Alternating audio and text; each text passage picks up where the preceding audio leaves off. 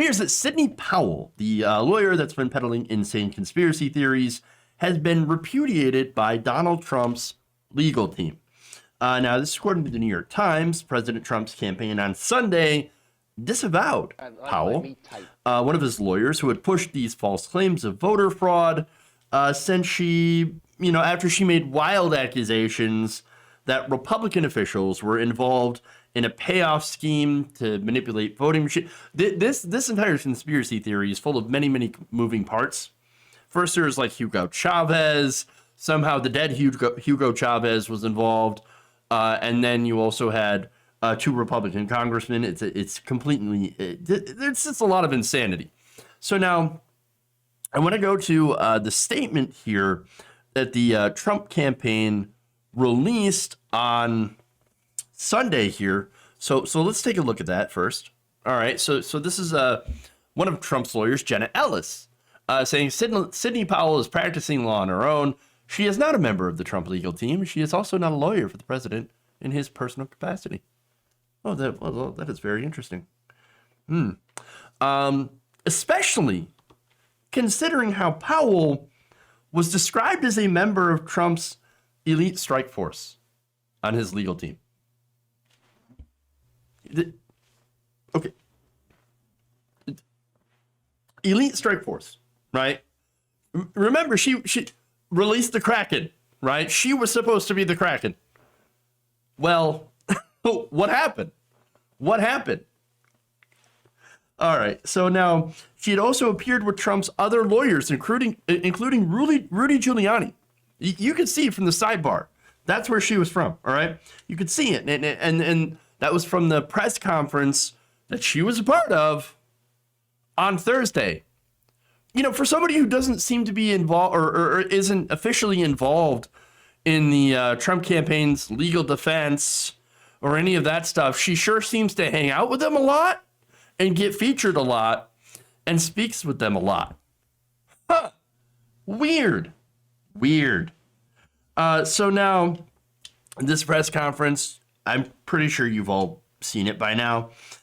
She talked about how there's a conspiracy theory where Hugo Chavez, the dead president of Venezuela, he died back in 2013, worked to rig the elections in the United States by using voting machines, Dominion voting machines.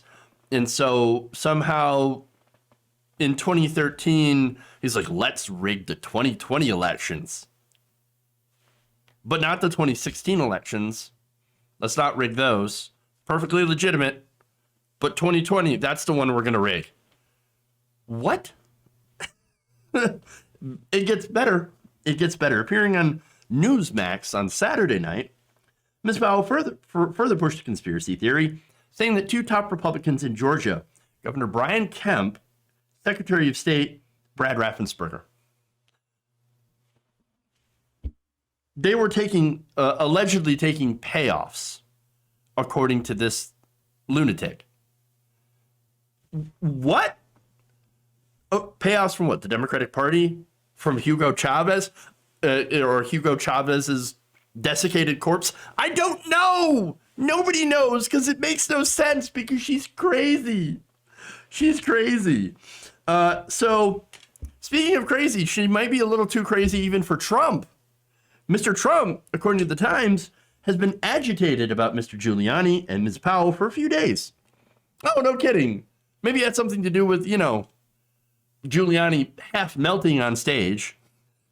So there's that. That's a disaster. But then you also had Powell just spouting off insane conspiracy theories.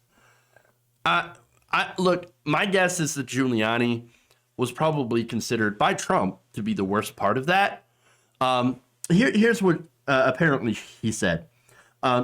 He complained about how Ms. Powell sounded at the Thursday news conference and how, of course, the Giuliani thing, black rivulets of liquid had dripped down Mr. Giuliani's face, and about how long the appearance had stretched on. So he got bored. First, he was mad because Giuliani was melting, and then she was taking too long, and he just got bored. Like, how the president literally has like a 4-second long, like, attention span. The guy can't pay attention. And again, we know that because he refused to read briefings that were like half a page. He's not even a half pager kind of guy. He's like a tweet length kind of guy. Oh my God. So, all right.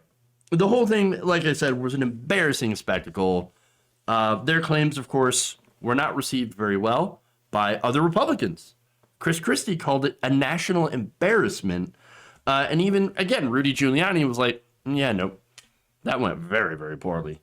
On Saturday and Sunday, several of the president's advisors urged Mr. Trump to part ways with Ms. Powell.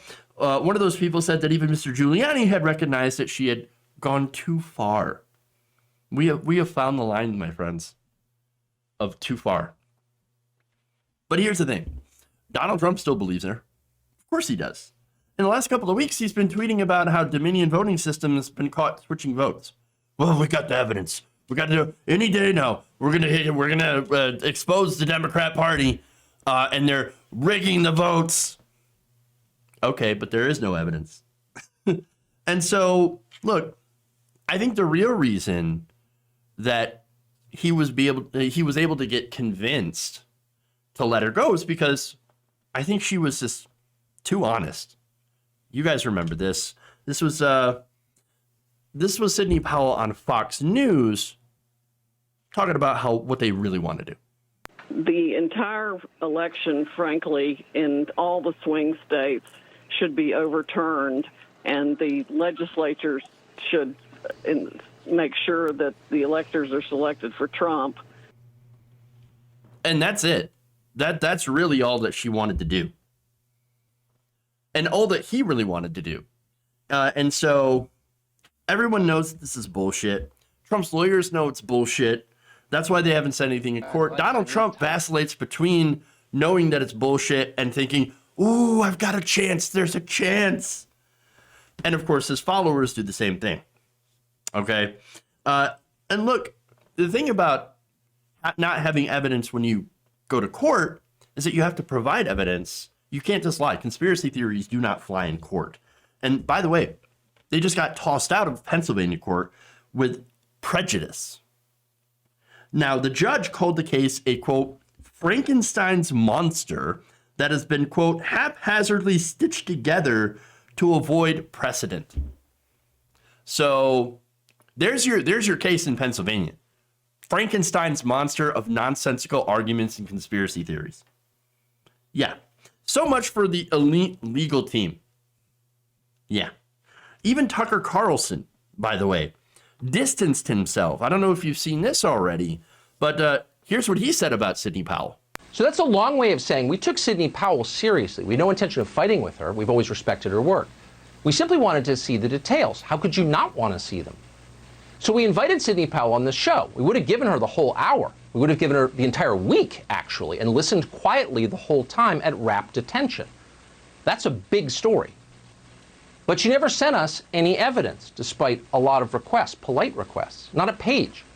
When we kept pressing, she got angry and told us to stop contacting her.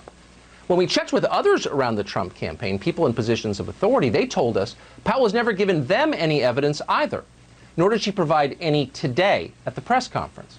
Powell did say that electronic voting is dangerous, and she's right. We're with her there. But she never demonstrated that a single actual vote was moved illegitimately by software from one candidate to another. Not one. Not one. Not one, because they have no evidence of that. If they have an evidence, they would have presented it already. And that's the thing. Why don't people get that? They have they had a chance to do so. They had ample opportunity. They filed over about 34 lawsuits, roughly, probably more. None of them had any sort of evidence whatsoever. So where's the beef? Oh, right. You don't have any. You don't have it. It's in Donald Trump's lunch. He ate it. No, I'm kidding. Okay, so again, she's an absolute clown. And look, are there issues with voting machines? Yep. I agree with Tucker Carlson on that, because a lot of us on the left, we do agree that voting machines are not the most secure way to conduct an election. We believe that you should use hand-counted paper ballots. And so to make sure that there's enough oversight when you're counting the ballots. That said, there's no evidence of fraud. And so what do you have?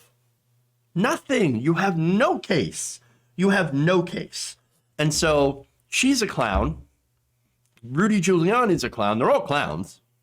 But she's the one that's getting the... By the way, like, she got thrown under the bus super hard, which is hilarious.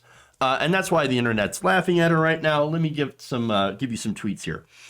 Stephen Dennis says, I guess we'll see what happens when the Kraken has been voted off the island. Matt Glassman says, imagine being asked for craziness from a legal team that includes Rudy Giuliani. That's devastating. Jamie Dupree said, Sidney Powell stood there with Giuliani and Ellis at the RNC last week and floated all kinds of stuff. But now, suddenly she's not on the Trump team. That's weird. I mean, of course, she was never part of the team. Apparently, she was a coffee girl. Barely knew her. I mean, you know, and they just happened to feature her at some of their briefings, their press conferences. Well, we do with every rando. No, they know what they're doing. No, she was your trash. And now you can't get that stink off. All right? But they are trying.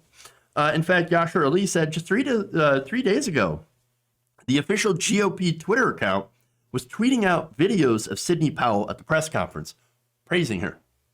Now they're saying she's not involved in the campaign and doesn't represent the president. That is absolutely hilarious. One more here. This is from Popat. He just said, Sidney Powell will no longer have a vote on Trump's legal strategy, making her the only American Trump has successfully disenfranchised in the course of 34 lawsuits. That's awesome. If you enjoyed this video, please give us a like and share with your friends. You can subscribe and help out the channel by becoming a patron. It's patreon.com/Jeff Waldorf, or you can become a channel member as well by hitting the join button below.